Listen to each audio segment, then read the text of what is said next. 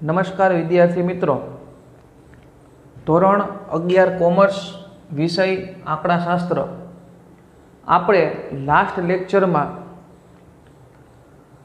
મધ્યકમાં સમાંતર મધ્યક શીખી ગયા, મિશ્ર મધ્યક શીખી ગયા અને ભારિત મધ્યક પણ શીખી ગયા।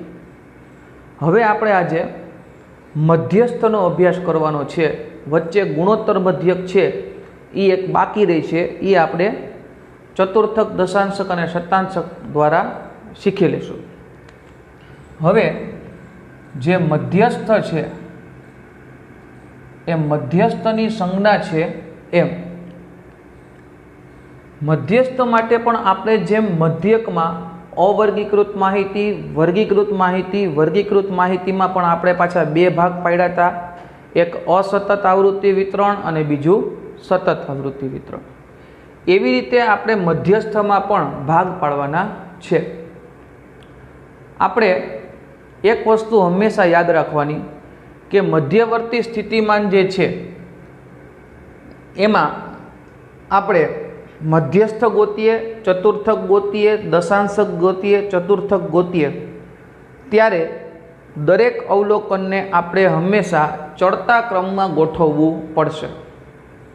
પહેલાં તો ચડતો ક્રમ એટલે શું એ સમજી લ્યો। ચડતો ક્રમ એટલે પહેલાં નાની સંખ્યા, પછી એનથી મોટી, પછી એનથી મોટી, પછી એનથી મોટી, એવી રીતે સંખ્યાઓ છે એ ચડતા ક્રમમાં ગોઠવવાની થાય। જ્યારે અવર્ગીકૃત માહિતી હોય એટલે કે જ્યારે આપણને ફક્ત અવલોકનો જ આપેલા હોય ત્યારે।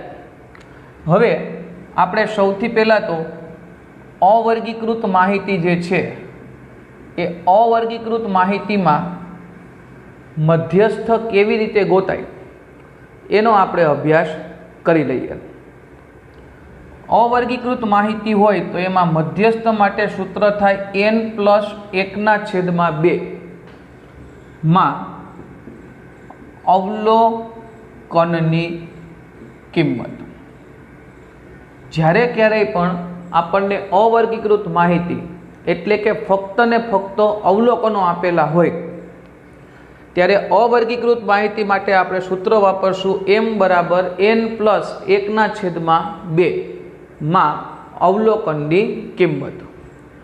આ વસ્તુ તમે 10મા ધોરણમાં પણ ભણી ગયા છો અને 9મા ધોરણમાં પણ ભણી ગયા છો, એટલે તમારા માટે આ વસ્તુ ખૂબ જ સહેલી છે। હવે આનું આપણે એક ઉદાહરણ જોઈ લઈએ તો પહેલા દાખલાથી આપણે શરૂઆત કરીએ તો શરૂઆત એવી રીતે થાય કે દાખલા તરીકે 3, 2, 9, 6, 8, 15, 16 આ માહિતીનો મધ્યસ્થ શોધો એવું જો આપણને કહેવામાં આવે તો આનો મધ્યસ્થ કેવી રીતે શોધવો? માહિતી છે એ કેવી છે? અવર્ગીકૃત માહિતી છે। કેવી રીતે ખબર પડે? તો કે આપણને ફક્ત ને ફક્ત અવલોકનો જ આપેલા છે, આપણને ક્યાંય પણ આવૃત્તિ સંખ્યા આપેલી નથી।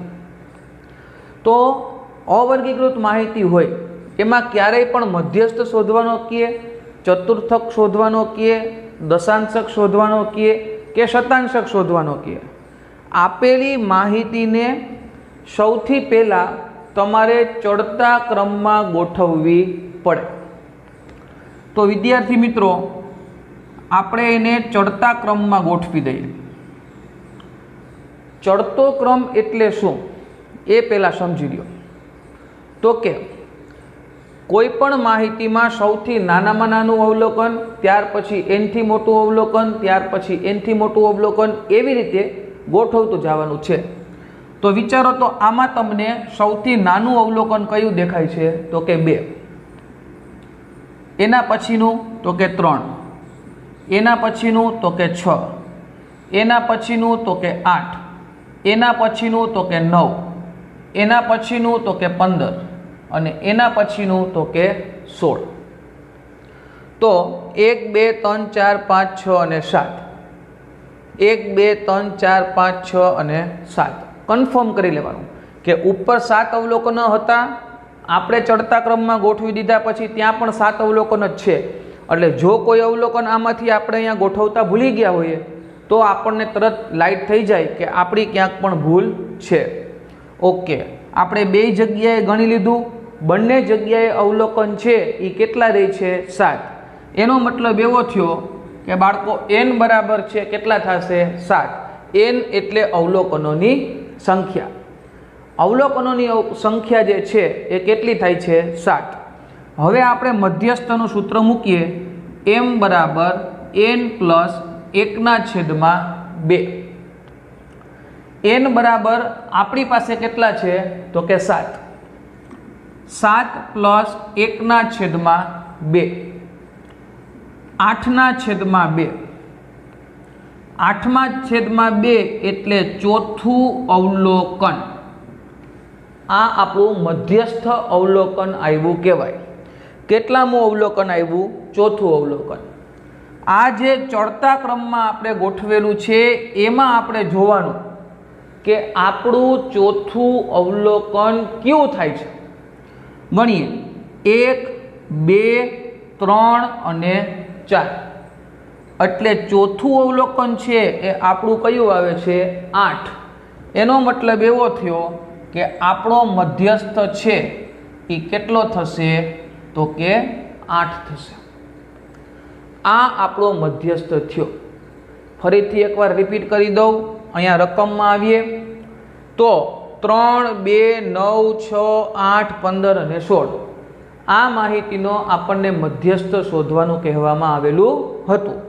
માહિતીમાં ફક્ત અવલોકનો હતા એટલે અવર્ગીકૃત માહિતી હતી. આપણે શું કર્યું, પહેલાં દરેક અવલોકનોને આપણે ચડતા ક્રમમાં ગોઠવી દીધા. ચડતો ક્રમ એટલે પહેલાં નાની સંખ્યા, પછી એનથી મોટી, પછી એનથી મોટી, પછી એનથી મોટી, અને આપણી પાસે કુલ 7 સંખ્યાઓ હતી. એટલે આપણે n બરાબર કેટલા લીધા 7. 7 પ્લસ 1/2 આપણા સૂત્ર મુજબ n બરાબર 7 છે. 7 પ્લસ 1 એટલે 8 થયા.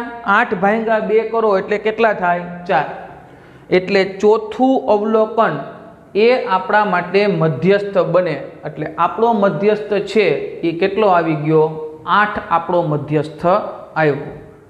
આ જે આપણે વાત કરી એ અવર્ગીકૃત માહિતીની આપણે વાત કરેલી છે. હવે આમાં જ આપણે થોડોક ફેરફાર કરી અને અવર્ગીકૃત માહિતી માટે આપણે બીજો દાખલો જો બનાવવો હોય તો આપણે બનાવી શકીએ. આપણે માની લ્યો કે રકમ બનાવીએ છીએ 4 10 12 18 7 13 15 અને 14. આ આપણા અવલોકનો છે. આ અવલોકનો માટે આપણને મધ્યસ્થ શોધવાનું કહેવામાં આવેલું છે. હવે મેં તમને કીધું એ પ્રમાણે કે જ્યારે ક્યારેય પણ આપણને મધ્યસ્થ શોધવાનું કહે ત્યારે આપણી પાસે ચડતા ક્રમમાં ગોઠવવા સિવાય કોઈ વિકલ્પ વધતો નથી. એટલે આપણે સૌથી પહેલાં આપેલા જે અવલોકનો છે એને આપણે ચડતા ક્રમમાં ગોઠવવા પડશે. ચડતા ક્રમમાં ગોઠવવા માટે આપણે અહીંયા લખીએ ચડતા ક્રમમાં ગોઠવતા. એટલે આપણે એને ચડતા ક્રમમાં ગોઠવીએ છીએ. હવે ચડતા ક્રમમાં ગોઠવવું એટલે શું તો કે આપણે પહેલાં સૌથી નાનામાં નાનું અવલોકન હોય એ નાનામાં નાનું અવલોકન છે એ આપણે ધ્યાનમાં લેવાનું છે. તો વિચારો આમાં નાનામાં નાનું અવલોકન છે એ તમને કયું દેખાય છે તો કે 4 દેખાય છે. એટલે અહીંયા આપણે સૌથી પહેલાં કેટલા લખશું 4. 4 પછીનું અવલોકન તમને કયું દેખાય છે તો કે 7. એટલે આપણે શું લખશું 7. 7 પછીનું જે અવલોકન છે એ તમને કયું દેખાય છે તો કે 10. એટલે આપણે અહીં કેટલા લખશું 10. 10 પછીનું અવલોકન તો કે દેખાય છે આપણને કયું તો કે 12. એટલે આપણે અહીં કેટલા લખશું 12. 12 પછીનું જે અવલોકન છે એ આપણને કયું દેખાય છે તો કે 13. એટલે એના પછીનું અવલોકન આપણે લખશું 13. 13 પછીનું અવલોકન આપણને કયું દેખાય છે 14. 14 પછીનું અવલોકન કયું દેખાય છે 15.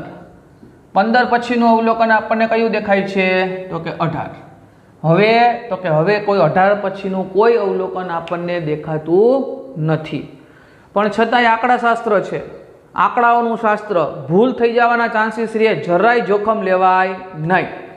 હવે વિચારો 1 2 3 4 5 6 7 8 1 2 3 4 5 6 7 અને 8 એટલે આપણી જે રકમ છે એ રકમમાં પણ આપણી પાસે 8 અવલોકન છે અને આપણે ચડતા ક્રમમાં ગોઠવા એમાં પણ આપણી પાસે 8 અવલોકન છે। એનો મતલબ વિદ્યાર્થી મિત્રો એવો થાય કે n બરાબર આપણી પાસે કેટલા થઈ જશે 8। ઓકે, ચાલો અહીંયા બેકી સંખ્યા છે તો અહીંયા બીજું સૂત્ર તમને યાદ હોય તો આપણે વાપરતા કે n/2 કૌંસમાં n/2 + 1 માં અવલોકનની કિંમત। અત્યારે આપણે એ સૂત્ર મૂકવાની જરૂરિયાત નથી, આપણે ડાયરેક્ટ પણ એનો ઉપયોગ કર્યા વગર બેકી સંખ્યા હોય યુગ્મ સંખ્યા તો પણ આપણે મધ્યસ્થ ગોતી શકીએ છીએ। આ વસ્તુનો આપણે ખાસ ખ્યાલ રાખવાનો। હવે વિચારીએ તો સૂત્ર મૂકીએ m બરાબર n + 1/2 8 + 1/2 એટલે 8 ને 1 કેટલા થાય 9 9/2 હવે 9/2 એટલે 9/2 કરો તો 4.5 મળે કે ન મળે। હવે 4.5મું અવલોકન આપણે મધ્યસ્થ ગોતવા માટે જોઈએ છે। હવે તમે વિચારો 8.5મું એવું કાંઈ અવલોકન કોઈ દી તમે ક્યાંય જોયું છે? કાં ચોથું અવલોકન હોય અને કાં 5મું અવલોકન હોય, બેમાંથી કોઈ પણ એક અવલોકન હોય, પણ 4.5 એવું અવલોકન આમાં આપણી પાસે ક્યાંય હોય નહીં। તો હવે ફસાણા કરવું શું? તો એના માટે શ્રેષ્ઠ રસ્તો છે 4.5મું અવલોકન એટલે આપણે અહીં લખી શકીએ કે ચોથું અવલોકન વત્તા 5મું અવલોકન ના છેદમાં 2। ચોથું અવલોકન વત્તા 5મું અવલોકન ના છેદમાં 2। તો હવે તો પ્રોબ્લેમ સોલ્વ થઈ ગયો। ચોથાને એનો ભાગ આપી દીધો, 5માને એનો ભાગ આપી દીધો, બેની સરેરાશ કાઢી નાખો એટલે એ આપણી મધ્યસ્થની કિંમત થઈ જાય। હવે ચોથું અવલોકન અહીંયા જુઓ તો 1 2 3 4 ચોથું અવલોકન છે એ કેટલું થાય છે 12 એટલે ચોથું અવલોકન આપણે લખી નાખીએ 12 પ્લસ 5મું અવલોકન 5મું અવલોકન છે એ આપણી પાસે કયું છે 13 એટલે અહીંયા આપણે 5મા અવલોકન તરીકે કેટલા લખશું 13/2 એ તો આપણી પાસે છે જ। હવે 13 ને 12 કેટલા થાય 25 25 / કેટલા કરવાના 2 એટલે આપણો મધ્યસ્થ છે એ કેટલો આવશે તો કે 12.5 આ આપણો મધ્યસ્થ થાય। બરાબર, પાછું રિપીટ કરી દઈએ। આપણી પાસે આ અવલોકનો હતા, આપણે ચડતા ક્રમમાં ગોઠવવાના હતા એટલે પહેલાં નાની સંખ્યા પછી એનથી મોટી પછી એનથી મોટી, જેમ પહેલાં દાખલામાં કર્યું એમ જ ચડતા ક્રમમાં ગોઠવી દીધા। સંખ્યાની ગણતરી કરી તો આપણી પાસે n બરાબર કેટલા મળ્યા 8 એટલે 8 + 1 n + 1 આપણું સૂત્ર છે। 8 + 1 એટલે 9 9/2 એટલે 4.5મું અવલોકન થાય કે ન થાય? હવે 4.5મું અવલોકન એટલે ચોથું અવલોકન વત્તા 5મું અવલોકન। ચોથું અવલોકન આપણે આમાં ચડતા ક્રમમાં જોયું તો 1 2 3 4 ચોથું અવલોકન કયું છે 12 એટલે અહીં 12 મૂકી દીધા વત્તા 5મું અવલોકન છે એ કયું છે 13 એટલે 12 ને 13 કેટલા થાય 25 25/2 એટલે કેટલા આવશે 12.5 તો આ આપણો મધ્યસ્થ થાય। હવે આપણે જો વિચારીએ તો આપણે અવર્ગીકૃત માહિતી માટેનો મધ્યસ્થ આજે આપણે જોઈ લીધો। મધ્યકમાં જેમ તમને કીધું હતું એવી જ રીતે અવર્ગીકૃત માહિતીમાં ફક્ત ને ફક્ત આપણને શું આપેલું હોય અવલોકનો, ત્યાં સંખ્યા f આવૃત્તિ આપણને આપેલી હોતી નથી। તો અવર્ગીકૃત માહિતી માટે મધ્યસ્થ શોધવાનું સૂત્ર થાય n + 1/2 માં અવલોકનની કિંમત। આ તમારા મગજમાં ફિટ કરીને રાખજો। હવે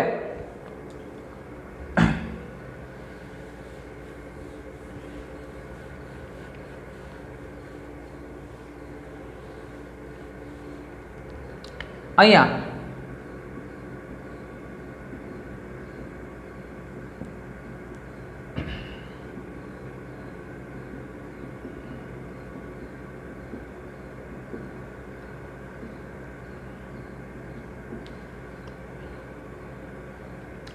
બે રકમ છે એ મેં અહીંયા લખેલી છે, જુઓ 2, 3, 8, 12, 17, 15 અને 16.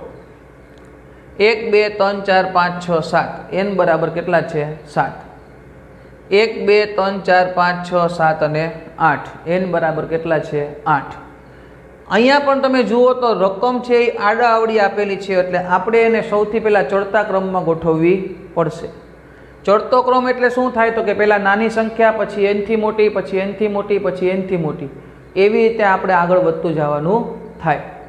બીજા દાખલામાં પણ એવી જ રીતે છે, રકમો આડા આવડી જ છે, ગોઠવીને આપી હોય ચડતા ક્રમમાં તો કંઈ પ્રશ્ન છે નહીં. પણ જો આપણને ચડતા ક્રમમાં રકમ ગોઠવીને ન આપી હોય તો આપણે સૌથી પહેલાં ચડતા ક્રમમાં ગોઠવવી પડે.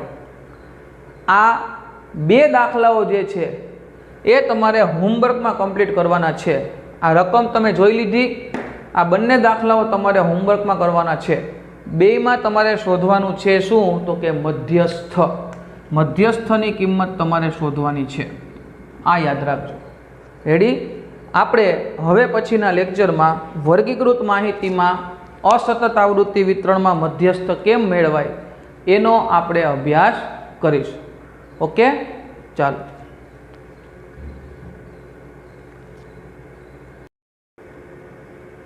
નમસ્કાર વિદ્યાર્થી મિત્રો, ધોરણ 11 કોમર્સ વિષય આંકડાશાસ્ત્ર, આપણું જે પ્રકરણ ચાલુ છે ત્રીજું, મધ્યવર્તી સ્થિતિના માપ.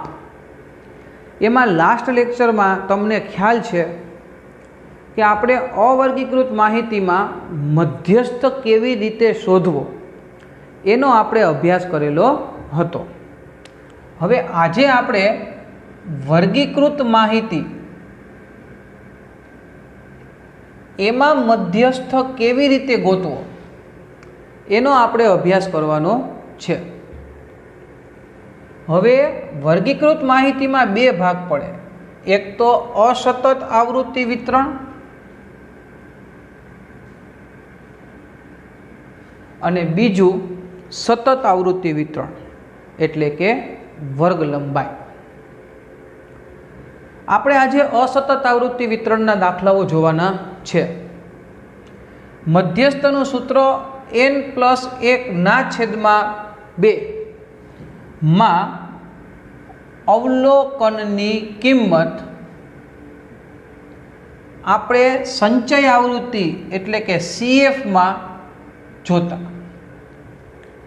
આ આપણે આપણી રીતે વાક્ય લખ્યું છે. CF એટલે સંચય આવૃત્તિ થાય. CF એટલે શું થાય? સંચય આવૃત્તિ. તમે 9મા ધોરણમાં સંચય આવૃત્તિ બનાવતા શીખા છો અને તમે 10મા ધોરણમાં પણ સંચય આવૃત્તિની કોલમ બનાવતા શીખા છો. પણ ઘણો બધો બ્રેક પડી ગયો એટલે કદાચ આપણને યાદ ન હોય, તો આજે આપણે રિપીટ કરવાનું છે. અસતત આવૃત્તિ વિતરણ એટલે ફક્ત જેમાં અવલોકનો અને આવૃત્તિ x અને f એટલું જ આપણને આપેલું હોય છે, એનાથી વધારે આપણને કંઈ આપેલું હોતું નથી. તો એના માટેનું આપણું સૂત્ર થાય m = n+1/2 માં અવલોકનની કિંમત CF માં જોતા. હવે આના માટે થઈને તમે સૂત્ર તો જોઈ જ લીધું હશે, અવર્ગીકૃત માહિતી જેવું જ સૂત્ર છે, પણ એક વધારાની જે વાત આવે છે એ વાત આવે છે CF, સંચય આવૃત્તિની કોલમ માટે. તો આ સૂત્રમાં તો કોઈ પ્રશ્ન છે નહીં. એટલે આપણે દાખલાઓની શરૂઆત કરીએ તો આવી રીતે આપણે દાખલો આગળ વધી શકીએ. દાખલાઓમાં તો કે જો વિચારીએ તો આપણને એવું કીધું હોય કે નીચે આપેલ માહિતી પરથી મધ્યસ્થની કિંમત શોધો. આપણને અવલોકનો એટલે x અને આવૃત્તિ એટલે f સંખ્યા આપણને આપેલી હોય 0, 1, 2, 3, 4 આવી રીતે 4, 3, 4, 12 અને 18 આવી રીતે આપણને સંખ્યાઓ આપેલી છે અને આનો આપણે મધ્યસ્થ શોધવાનો થાય. સૌથી પહેલી કોલમ આપણે સંચય આવૃત્તિ એટલે કે CFની કોલમ જે છે એ આપણે સૌથી પહેલાં બનાવવાની વાત થાય. CF એટલે સંચય આવૃત્તિ. કોલમ કેવી રીતે બનાવી ખાસ ધ્યાન આપજો, તમને આવડે જ છે, આપણે રિપીટ કરી દઈએ. સૌથી પહેલાં તો પહેલી આવૃત્તિ 4×4 એમને. હવે 4માં 3 ઉમેરો એટલે કેટલા થાય? 7. 7માં 4 ઉમેરો એટલે કેટલા થાય? 11. 11માં 12 ઉમેરો એટલે કેટલા થાય? 2 ને 1 3, 1 ને 1 2. હવે 2 ને 1 3 ચેક કરી લઈએ. 41. છતાંય આપણને ખબર છે કે આપણને કેલ્ક્યુલેટરની છૂટ છે. પહેલાં 4, પછી 3 ઉમેરીએ એટલે કેટલા થઈ ગયા? 7. પછી 4 ઉમેરીએ એટલે કેટલા થઈ ગયા? 11. 11માં 12 ઉમેરીએ કેટલા થઈ ગયા? 23. 23માં 18 ઉમેરીએ કેટલા થઈ ગયા? 41. હવે આપણે આવૃત્તિઓનો સરવાળો કરવાનો છે. આવૃત્તિઓનો સરવાળો કરીએ તો 4 ને 3 7 ને 4 11 ને 2 13, 13 ને 8 21 નો એકડો, વિદા પડી 2, 2 ને 1 3 ને 1 4. આવૃત્તિઓનો સરવાળો n બરાબર કેટલા થયા? 41. હવે આપણી પાસે મધ્યસ્થ શોધવા માટેનું સૂત્ર છે. મધ્યસ્થ m બરાબર n પ્લસ 1/2. 41 પ્લસ 1/2. 41 ને 1 કેટલા થાય? 42. 42 ને આપણે ભાંગવાના છે કોના વડે? 2 વડે. 42 ભાંગ્યા 2 એટલે 21મું અવલોકન CF માં જોતા, એટલે કે 21મું અવલોકન જે છે એ આપણે સંચય આવૃત્તિમાં CF માં જોવાનું છે. શું આવ્યું છે? 21. પહેલેથી જોતા જાઓ. 21 છે એનો સમાવેશ 4માં થાય તો કે ન થાય. 7માં થાય તો કે ન થાય. 11માં 21 આવે તો કે ન આવે. 23માં 21નો સમાવેશ થાય તો કે હા થાય. તો એનો મતલબ એવો થયો કે આપણા માટે મધ્યસ્થ અવલોકન છે. અવલોકન એટલે x. અવલોકન આપણી પાસે છે કેટલું? 3. તો એનો મતલબ એવો થયો કે આપણા માટે મધ્યસ્થની જે કિંમત છે એ કિંમત આપણા માટે કેટલી થશે? 3. બરાબર. હજી એક દાખલો જોવો હોય તો જોઈ શકીએ. સેમ રકમ x અને f આવૃત્તિ fi અથવા f અને અવલોકન એટલે x. 10 11 12 13 14 15 12 18 10 3 4 3. હવે વિચારો, સૌથી પહેલી કોલમ જે છે એ આપણે બનાવવાની થશે CF એટલે કે સંચય આવૃત્તિ. CFની કોલમ આપણે સંચય આવૃત્તિની કોલમ આપણે સૌથી પહેલાં બનાવીએ તો પહેલાં 12 છે એ એમને એમ રહેશે. હવે 12માં શું ઉમેરવાનું છે? 18. કેલ્ક્યુલેટરનો ઉપયોગ કરવાનો. 12 પ્લસ 18 એટલે 30. 30માં 10 ઉમેરો 40. 40માં 3 ઉમેરો 43. 43માં 4 ઉમેરો 47. 47માં 3 ઉમેરો 50. તો આ આપણી સંચય આવૃત્તિની એટલે કે CFની જે કોલમ છે એ કોલમ તૈયાર થઈ ગઈ. હજી રિપીટ કરી દઉં. પહેલાં 12ના 12 એમને એમ. 12માં 18 ઉમેરો એટલે 30. 30માં 10 ઉમેરો એટલે 40. 40માં 3 ઉમેરો એટલે 43. 43માં 4 ઉમેરો એટલે 47. અને 47માં 3 ઉમેરો એટલે કેટલા થઈ જાય? 50. અહીંયા n બરાબર 50 જ થાય. ચેક કરવું હોય તો કરી લેજો. સંચય આવૃત્તિનો છેલ્લો સરવાળો અને કુલ આવૃત્તિઓનો સરવાળો છે એ હંમેશા સરખો જ થાય. 50 50 જ થાય. અહીંયા પણ તમે જુઓ 41 41 જ સરવાળો છે આવૃત્તિઓના સરવાળા nનો અને સંચય આવૃત્તિના છેલ્લા સરવાળા. બેયની કિંમત છે એ કેવી થાય? સરખી. હવે આપણે અવર્ગીકૃત માહિતી માટેનું મધ્યસ્થનું સૂત્ર મૂકીએ તો n પ્લસ 1/2. 50 પ્લસ 1/2. 50 ને 1 કેટલા થાય? 51. 51 ભાગ્યા 2. આપણે 51 ભાગ્યા 2 કરીએ એટલે અહીં લખી શકીએ 25.5મું અવલોકન CF માં જોતા 25.5મું અવલોકન છે એ CF માં તમે જુઓ તો 25.5 છે એ 12માં સમાય ન સમાય, 30માં સમાય તો કે હા, તો એનો મતલબ એવો થયો કે આ આપણા માટે મધ્યસ્થ અવલોકન થયું, જેમાં આપણું અવલોકન સમાતું હોય એ જ લાઈનનું આપણું અવલોકન 30માં સમાય તો એની સામેનું અવલોકન કયું છે 11. એનો મતલબ એવો થયો કે આપણા માટે મધ્યસ્થની કિંમત જે છે એ કેટલી થઈ જશે તો કે 11 થઈ જશે. તો વિદ્યાર્થી મિત્રો, આ આપણા માટે અવર્ગીકૃત માહિતીમાં મધ્યસ્થ કેમ શોધવો એના માટેનું એક બેઝિક ઉદાહરણ આપણે લીધું. સૌથી પહેલી કોલમ કઈ બને CF. CFની કોલમ બની ગયા પછી મધ્યસ્થનું સૂત્ર m = n + 1/2. પછી જે આપણે ભાગાકાર આવે એને સંચય આવૃત્તિમાં જોવાનું કે કઈ સંચય આવૃત્તિમાં આપણે આવેલી રકમ છે એ સમાવેશ થાય છે, અને જેમાં સમાવેશ થતી હોય એની સામેનું અવલોકન એટલે x છે એ આપણા માટે મધ્યસ્થની કિંમત થાય. તો આ હતું અવર્ગીકૃત માહિતીમાં આપણે મધ્યસ્થ કેવી રીતે મેળવી શકીએ. 1 મિનિટ ખાલી જોઈ લ્યો, પછી આપણે આગળ વધીએ.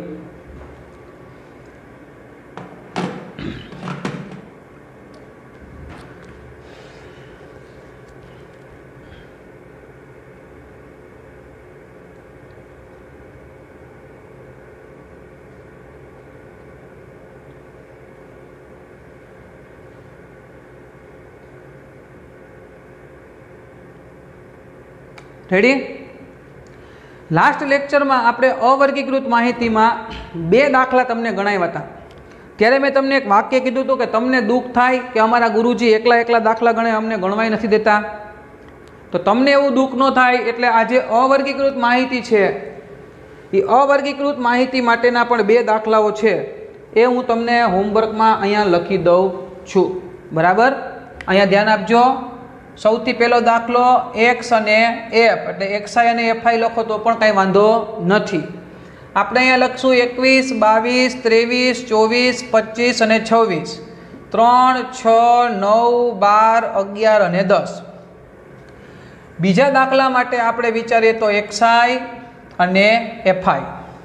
બરાબર? હવે અહીંયા આપણી પાસે સંખ્યાઓ 0, 1, 2, 3, 4 અને 3, 8, 12, 6 અને 9. આ 2 દાખલાઓ છે. રકમ ખાસ લખી લેજો. તમારે આ બંને દાખલા અવર્ગીકૃત માહિતીમાં અસતત આવૃત્તિ વિતરણમાં તમારે બંને દાખલાઓ છે એ હોમવર્કમાં ગણવાના છે. બરાબર? આશા રાખું છું કે તમે રકમ જોઈ લીધી હશે. હવે આ 2 દાખલાઓ છે એ ખાસ તમારે ગણવાના છે. તો આ વાત થઈ હતી વર્ગીકૃત માહિતીમાં અસતત આવૃત્તિ વિતરણ હોય ત્યારે આપણે શું કરવું અને દાખલો કેવી રીતે ગણી શકાય. હવે જો વિદ્યાર્થી મિત્રો આ જ વસ્તુ આપણે બી તરીકે લઈએ, આપણે વર્ગીકૃત માહિતીમાં 2 ભાગ પાડીએ છીએ. એક તો અસતત આવૃત્તિ વિતરણ અને બીજું સતત આવૃત્તિ વિતરણ. આપણે જ્યારે આજનો લેક્ચર શરૂ કર્યો ત્યારે આપણે એ કરીને લખ્યું હતું અસતત આવૃત્તિ વિતરણ. તો હવે બી કરીને આપણે લખીએ છીએ સતત આવૃત્તિ વિતરણ. સતત આવૃત્તિ વિતરણ જે છે એ પણ તમને આવડે જ છે. તમે 10મા ધોરણમાં ખૂબ સારી રીતે એ શીખી ગયા છો. એના રોકડા 3 માર્કના દાખલા પૂછાતા. સૌથી પહેલાં શરૂઆત ક્યાંથી કરવાની છે? સતત આવૃત્તિ વિતરણ એટલે આપણને વર્ગ લંબાઈ આપેલી હોય છે. બરાબર? સતત આવૃત્તિ વિતરણમાં સૌથી પહેલાં મધ્યસ્થ માટે m = n/2 માં અવલોકનની કિંમત, m = n/2 માં અવલોકનની કિંમત. આ વસ્તુના આધારે તમને કોઈ પણ એક, જેમ CF કેમ તમે સામે અવલોકન લીધું, આ સતત આવૃત્તિ વિતરણ છે એટલે ત્યાં સામેનું અવલોકન નહીં મળે, ત્યાં સામેનો શું મળે? વર્ગ મળે, કારણ કે આવૃત્તિ વિતરણ કેવું છે? સતત આવૃત્તિ વિતરણ છે, એટલે ત્યાં વર્ગ લંબાઈ હોય સતત આવૃત્તિ વિતરણમાં. તો એના આધારે તમારે કિંમત જોવાની અને બીજું મોટું સૂત્ર બનાવવું પડે, m બરાબર l plus n/2 minus CF/f ગુણ્યા c. યાદ આવે છે કાંઈ? ધોરણ 10નું મધ્યસ્થનું સૂત્ર. m બરાબર n/2 મૂકવાના, પછી જે ભાગાકાર કરતા જે રકમ આવે એ તમારા કયા સંચય આવૃત્તિમાં સમાય છે એ જોવાનું, એટલે તમને એની સામે વર્ગ મળશે. હવે તમને આ જે સૂત્ર છે એ સૂત્રમાં તમને દરેક ચલ વિશે સમજૂતી આપી દો. l બરાબર મધ્યસ્થ વર્ગની અધઃ સીમા, 0 થી 10, 10 થી 20, 20 થી 30, તો 20 થી 30ના વર્ગ માટે અધઃ સીમા કોણ કહેવાય? 20, ને ઉધ્વ સીમા છે એ કોણ કહેવાય? 30. તમને ખ્યાલ જ છે. l બરાબર મધ્યસ્થ વર્ગની અધઃ સીમા, n/2, એ તો તમને ખબર જ છે કે આવૃત્તિઓનો સરવાળો, એને શું કહીએ છીએ આપણે? n. એ તો આપણે ઉપર લખીએ છીએ, એને સમજવાની કંઈ જરૂરિયાત રહેતી નથી.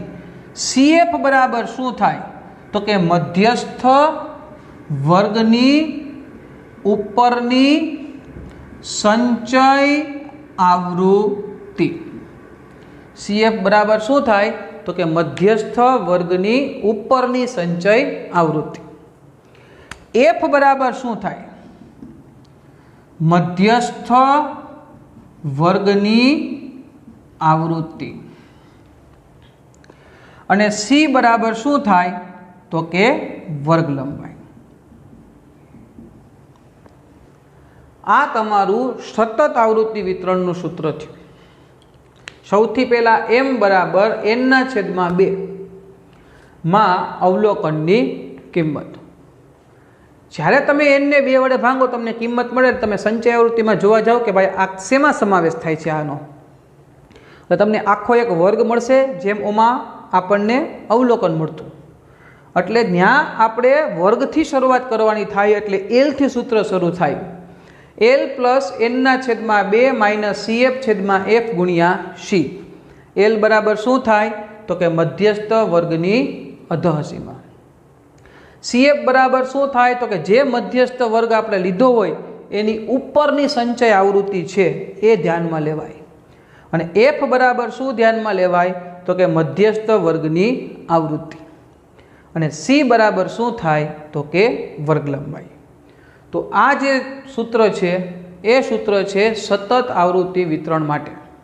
આજે આપણે વર્ગીકૃત માહિતીમાં અસતત આવૃત્તિ વિતરણના દાખલાઓ ગણી નાખ્યા, એટલે આજે આપણે પાછા સતત આવૃત્તિ વિતરણના દાખલાઓ નહીં ગણીએ તો આપણી કન્ફ્યુઝન વધી જાય. એટલે આ જે સતત આવૃત્તિ વિતરણના દાખલાઓ છે એ આપણે હવે પછીના લેક્ચરમાં જોશું. સતત આવૃત્તિ વિતરણમાં 2 ભાગ પડે પાછા, અનિવારક આવૃત્તિ વિતરણ અને નિવારક આવૃત્તિ વિતરણ. એ હું તમને લેક્ચરમાં સમજાવીશ કે નિવારક આવૃત્તિ વિતરણ હોય ત્યારે શું કરવું, અને અનિવારક આવૃત્તિ વિતરણ હોય ત્યારે આ એલની કિંમત લેવામાં શું ફેરફાર થાય એ પણ હું તમને શીખડાવીશ. પણ આજે તમને જે 2 દાખલા અસતત આવૃત્તિ વિતરણના શીખડાવ્યા એ તમે કમ્પ્લીટ કરી નાખો. આ સૂત્ર તમે કમ્પ્લીટલી તૈયાર કરી નાખો. પછીના લેક્ચરમાં આપણે સતત આવૃત્તિ વિતરણની રીતથી દાખલાઓ ગણવાની શરૂઆત કરશું.